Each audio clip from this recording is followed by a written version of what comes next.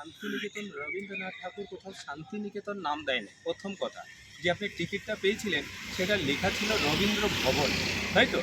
রবীন্দ্রনাথ ঠাকুর museum মধ্যে 5টা বাড়ি, যে 5টা বাড়ি আপনি দেখতে চেয়েছিলেন সে বাড়িটা কিন্তু আপনার 6 বছর ধরে বন্ধ আছে। যেমনি শ্যামলী, উদীচী, পুনশ্চ, কোনার, বিচিত্রা বাড়িগুলো নিশ্চয়ই নাম শুনেছেন আপনি। ভেতরে আপনি রয়েছে। একটা বাড়িতে গিয়েছেন, বাকি সব বাড়িগুলোতে প্রবেশ করতে পারেননি। তো শান্তিনিকেতন সৃষ্টি কিন্তু আপনার এই জায়গা থেকে শুরু হয়েছে। মহর্ষি দেবেন্দ্রনাথ ঠাকুর এখানে বসে 1 টাকা দিয়ে 20 বিঘে জায়গা নিয়েছিলেন।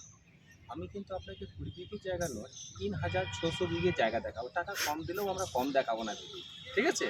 তো এটা 20 বিঘে জায়গা, আর আমরা 3600 বিঘে জায়গা দেখাবো আপনার।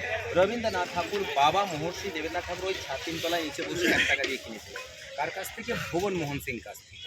ওনার বাড়ি হচ্ছে এখান থেকে 9 কিলোমিটার দূরে, রায়পুর বলে গ্রাম, সেই জমিদার কাছ থেকে নিয়েছে।